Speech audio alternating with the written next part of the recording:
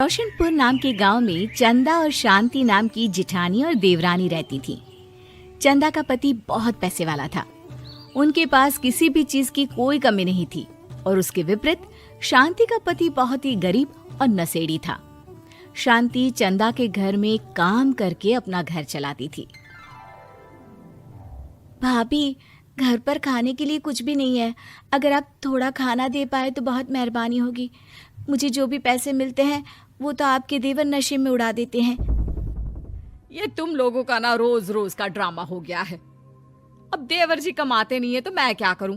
तुम्हारा पति तो तुम्हारी सारी कमाई दारू में उड़ा देता है। रहने दो भूखा उसे।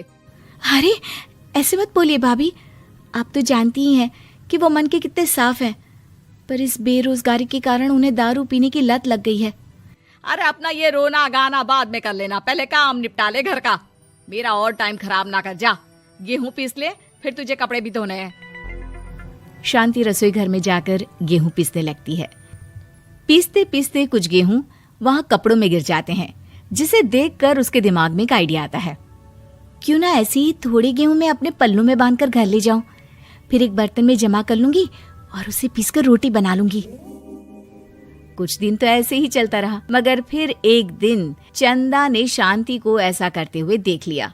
अरे पहले तो मुझे लगा तुम लोग बस गरीब हो, पर तुम लोग तो चोर भी हो। चोरनी कहीं की। मुझे तो लगता था तू गेहूं पिसती है, पर तू तो अपने पल्लू में गेहूं छुपाकर ले जाती है। निकल मेरे घर से। मुझे माफ कर दो भाभी, हमारे पास खाने के लिए एक दाना तक नहीं था, इसलिए मुझे ये सब करना पड़ा।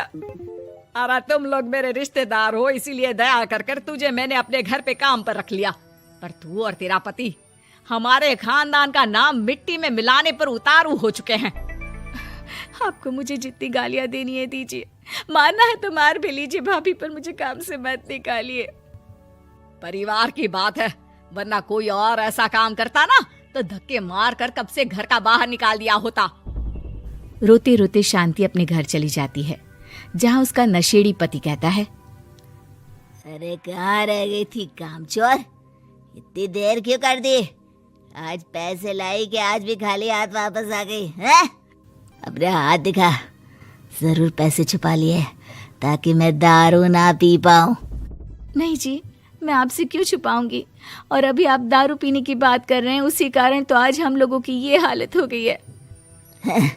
किसी काम की नहीं है तू, बिना मार खाए समझेगी नहीं। रख, अभी तेरे होश ठिकाने लगाता हूँ। रामलाल शांति को बहुत मारता है। शांति का मन दुखी हो जाता है और वो गांव के तालाब के पास के एक पेड़ के नीचे बैठकर फूट फूट कर रोने लगती है।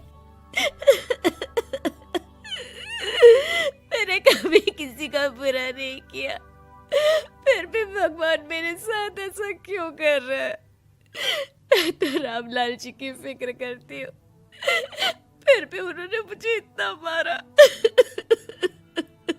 तभी उसे एक आवाज सुनाई देती है, रोने की कोई जरूरत नहीं है बेटी, चिंता क्यों करती हो? ये आवाज कहाँ से आ रही है? शांति अपने आसपास देखती है, उसे कोई नहीं दिखता।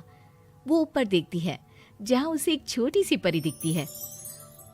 आप कौन है? आप तो कोई परी लगती हैं। हाँ बेटी, मैं इसी पेड़ पर रहती हूँ। मैंने तुम्हारी सारी बात सुनी, अब तुम्हें फिक्र करने की कोई जरूरत नहीं। अपनी आंखें बंद करो। शांति आंखें बंद करती है और जादुई परी अपनी छड़ी घुमाती है। उसकी छड़ी घुमाते ही पेड़ के सारे पत्ते सुनहरे रंग के हो जाते हैं। परी उनमें से एक पत्ता तोड़ लेती है और फिर से अपनी छड़ी घुमाती है, जिसके कारण सारे पत्ते पहले की तरह साधारण से दिखने लगते हैं। आंखें खोलो बेटा। लो, इस पत्ते को ले जाकर अपने तकिए के नीचे रख देना। ये तो एक साधारण पत्ता है, इससे क्या होगा? ठीक है, अगर आप कहती हैं तो मैं इसे रख लेती हूँ। शांति उस पत्ते को लेकर अपने घर जाती है और अपने कमरे में तकिए के नीचे रखकर सो जाती है। सपने में उसे वही पेड़ वाली जादुई परी दिखाई देती है। बोलो शांति, क्या चाहिए तुम्हें? मैं चाहती हूँ हम बहुत अमीर हो जाए और मेरे पति नशा करना छोड़ दे, उन्हें कोई काम भी मिल जाए। कल जब तुम सुबह नींद से जागोगी, तुम्हारी इच्छा पूरी हो गई होगी। अगली सुबह शांति नींद से जागती है, अपने आसपास का नजारा देखकर चौंक जाती है। उसके बिस्तर पर चारों तरफ सोने चांदी रखे हुए थे। हे भगवान, कहीं मैं सपना तो नहीं देख रही? इतना सारा सोना, वो भी मुझ गरीब के पास। रामलाल जी को बताती हूँ, वो बहुत खुश होंगे। शांति जैसे ही कमरे के बाहर जाती है, वो देखती है कि रामलाल सूट बूट पहने काम के लिए बाहर जा रहा होता है। मुझे शहर में एक नौकरी मिल गई है शांति, मुझे आने में देर हो जाएगी, घर का ध्यान रखना। और इस तरह शांति बहुत अच्छा जीवन बिताने लगती है। उसके पास अब किसी भी चीज की कमी नहीं रह जाती। रातों रात शांति के पास आए इतने पैसों को देखकर उसकी जिठानी उससे पूछती है, अरे क्यों रे शांति, कहीं बड़ा हाथ मारा है क्या? अचानक तुम लोगों के पास इतना पैसा कैसे आ गया? नहीं नहीं भाभी, ये सब तो जादुई परी के दिए हुए पत्ते का कमाल है। शांति जादुई पत्ते के बारे में सारी बात चंदा को बताती है, जिसे सुनकर चंदा के मन में लालच आ जाता है और वो झूठ मूठ रोते हुए उसी पेड़ के नीचे जाती है जहाँ उसकी रोने की आवाज सुनकर जादुई परी कहती है, क्या हुआ बेटा, क्यों रो रही हो? मैं बहुत गरीब हूँ, मेरे पति मुझे बहुत मारते हैं, अब मैं जीना नहीं चाहती।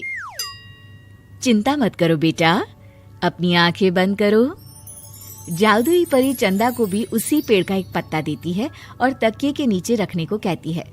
चंदा उस पत्ते को लाकर अपने तकिए के नीचे रख लेती है और अगली सुबह जब उठती है तो उसके कमरे में चारों तरफ सांप बिच्छू रहते हैं। अरे बचाओ बचाओ, कोई मुझे बचाओ, ये कैसा पत्ता है जिसे लाने के बाद उस गरीब शांति के पास तो इतना सारा सोना आ गया और मेरे चारों तरफ ये सांप बिच्छू, अरे कोई बचाओ। चंदा अपनी जान बचाती हुई शांति के पास जाती है। चलिए भाभी, मुझे लगता है आपके घर में सांप बिच्छू को बस जादुई परी ही हटा सकती है। दोनों मिलकर जादुई परी के पास जाते हैं। ये सब तुम्हारे बुरे इरादों का नतीजा है चंदा।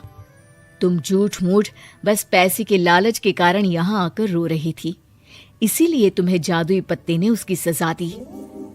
अरे मुझे माफ कर दीजिए जादुई परी, मेरे मन में लालच आ गया था। अरे शांति, तुम भी मुझे माफ कर दो, मैंने तुम्हारे साथ बहुत गलत किया है, फिर भी तुम मेरी मदद के लिए आई। चंदा को अपनी गलती का एहसास हो जाता है, इसलिए जादुई परी उसके घर से सारे सांप बिच्छू को गायब कर देती है। चंदा और शांति आपस में मिलजुल कर रहने लगती हैं।